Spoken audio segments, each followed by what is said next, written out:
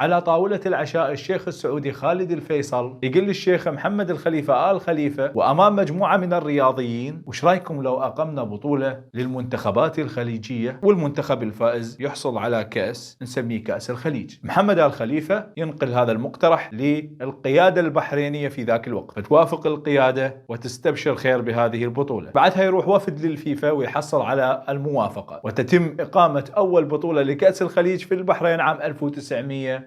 بالبداية اشتركوا بس 4 منتخبات: قطر، السعودية، البحرين، الكويت. وظلت هاي البطولة للكويت كل سنتين تفوز بها، مثل اللي يسوي سلفة ويقبضها أول واحد. بعدين دخل العراق والإمارات وعمان، وب2003 دخلت اليمن بقرار سياسي، او يمكن حتى يسوونهم 8 فرق، ما اعرف، لان اليمن مو دولة خليجية، لكن اكو اعتبارات خاصة خلتهم يضيفونها لقائمة الدول المشتركة بهذه البطولة. المميز بهذه البطولة انها ترتبط ارتباط وثيق بالعلاقات السياسية للدول المشاركة، وتأثرت بقوة بهاي العلاقات، خاصة بدورة 1990 اللي حدثت بالكويت. فبهاي الدورة انسحبت السعودية وانسحب العراق. سبب انسحاب السعودية: فهد الأحمد اجتمع فيصل القناعي وطلب منه أن يقترح له شعار لهذه البطولة. فيصل القناعي اقترح الحصان والأحمد اقترح الجمل، بعدين اتفقوا على أن يكون الشعار الحصان والفرس. ترخصوا من الجمل لأن هذا مو أي حصان ولا أي فرس، هذا عبيان وشويمة. منو ذوله؟ أسأقول لك. بال1920 حدثت معركة اسمها معركة الجهرة بين زعيم جماعة إخوان من أطاع الله فيصل الدويش، والذي يوصف على أنه حاكم البادية، وبين حاكم الكويت سالم الصباح. يعني بين هاي الجماعة اللي تابعة نوعا ما إلى السعودية والقيادة في السعودية، وبين الدولة الكويتية. كانت نتائج هذه المعركة أنه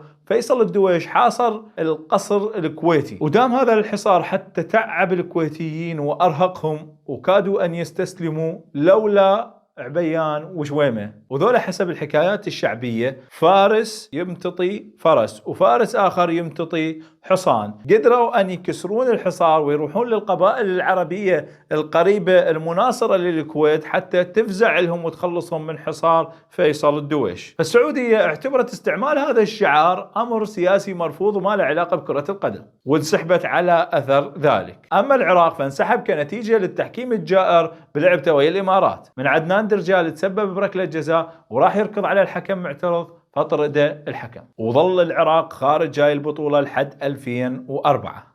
اللي أريد أبينه من هذه المقدمة التاريخية البسيطة أنه هذه البطولة الرياضية حساسة جدا ومهمة جدا، وأحدث دليل أن السعودية والإمارات والبحرين اعتذروا عن المشاركة بنسخة 24 المقامة بقطر، بعدين وافقوا بسبب تخلخل العلاقات مع الدولة القطرية. فاستضافة العراق لهاي البطولة تعتبر فرصة جدا مهمة لتحسين العلاقات مع هذه الدول المهمة اللي تمثل رأس مال العالم، وأهلك وإن جاروا عليك كرام. أما اللي معترضين على استضافة العراق لهاي البطولة فغالبا دافعهم وطني بامتياز، لكن لا بأس بمناقشة هذا الرأي. مثلا يقول احنا ضد استضافة هذه البطولة لأنها راح تعطي شرعية لهذه الحكومة أمام المجتمع الدولي. ايش الشرعية؟ وشنو المجتمع الدولي؟ والمجتمع الدولي اللي ما يتأثر بهاشتاج سيف ذا عراق بيبل ممكن يتأثر باستضافة العراق لبطولة كرة قدم؟ ببساطة المجتمع الدولي ما يتعامل مع الشعوب وإن صرح بذلك، وآخر شيء يفكر به مصلحة الشعب العراقي. فحتى لو العائلة الغثة شاركوا بالافتتاح، وحتى لو حسام الرسام صاحب رائعة يما قرصتني العقربة هو اللي راح يغني، وحتى إذا طفوا نص الملعب أنت خليك مركز وين النص المشتعل أو الصفحة المشتعلة.